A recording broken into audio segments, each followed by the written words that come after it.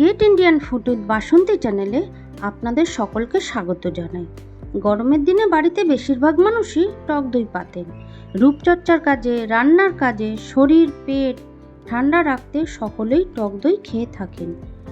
টক দই খাওয়া শরীরের পক্ষে খুবই ভালো। সবার প্রথমে দই পাতার জন্য মাটির হাঁড়ি ও মাটির বাটি নেব। মাটির পাত্রগুলোকে পরিষ্কার জলে ধুয়ে 1 ঘন্টার মতো রোদে শুকিয়ে নিতে হবে।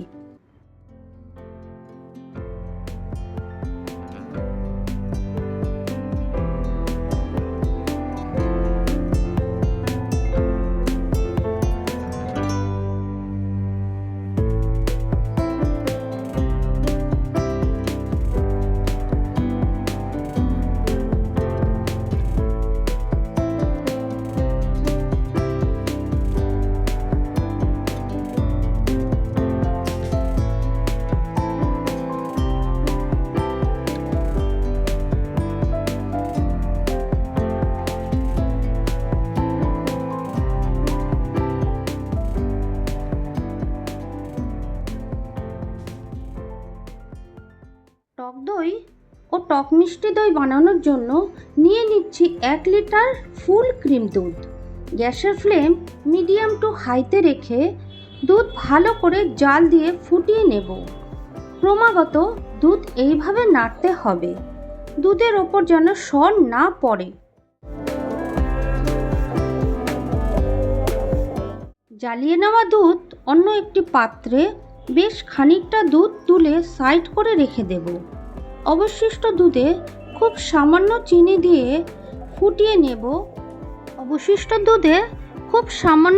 দিয়ে ফুটিয়ে নেব।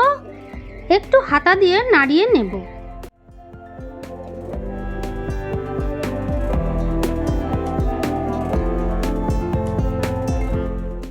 দই জমানোর প্রধান যে উপকরণটি সেটা হলো জল ঝরানো টক দই।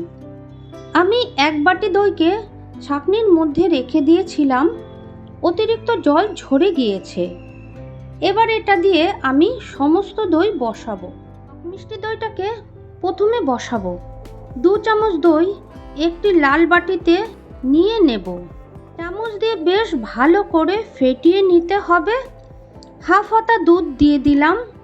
আবার চামচের সাহায্যে খুব ভালো করে একটু পাতলা করে ফেটিয়ে নিলাম, যেন দানা দানা ভাবটা না থাকে।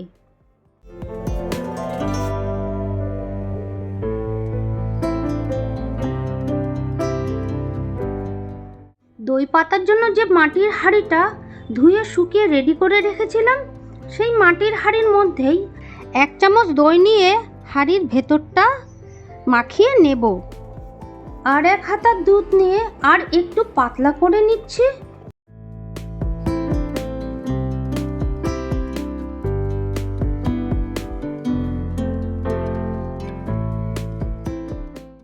ফেটানো সব দইটাই হাঁড়ির মধ্যে দিয়ে দিলাম।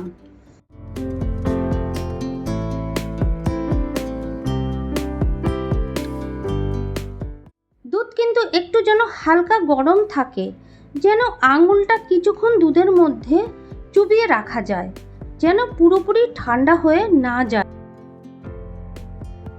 হাঁড়ির মধ্যে টক মিষ্টি দইটা পাতবো। 3 হাতা দুধ দিয়ে দিলাম। দোকানের মতন দই পাততে হলে ওপর থেকে ঢালতে হবে। দেখুন কত সুন্দর ঝাঁক বা ফেনার সৃষ্টি হয়েছে। এবার টক দই পাতার জন্য ওই একইভাবে ফেটিয়ে নেব।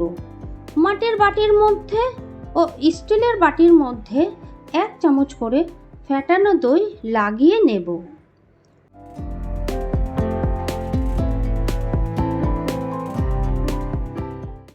লাল বাটির ফেটানো দই সিলভারের বাটির দুধের মধ্যে ঢেলে নিতে হবে।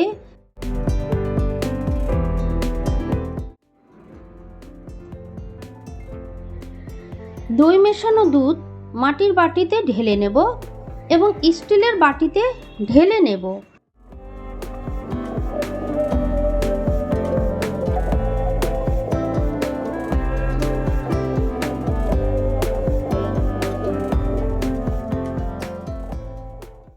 সব পাত্রের দুধ আমি একবার করে নাড়িয়ে দেব, যেন সমস্ত দই দুধের সাথে বেশ ভালো করে মিশে যায়।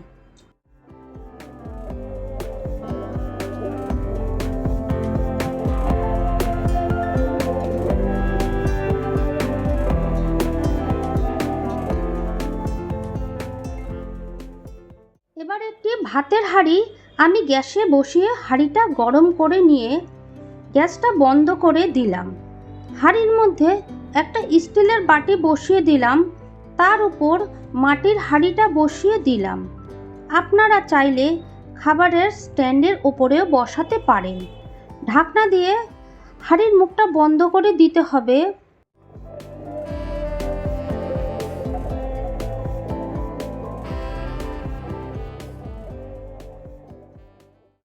স্টিলের বাটিটাও ঢেকে দিতে হবে, মাটির বাটিটাও ঢেকে দিতে হবে।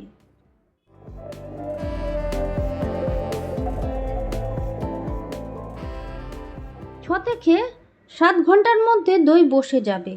7 ঘন্টা পরে দই খুব ভালোভাবে বসে গেছে। ফ্রিজে 2 ঘন্টা রেখে দিলেই একদম পারফেক্ট ঘন টক মিষ্টি দই ও টক দই রেডি।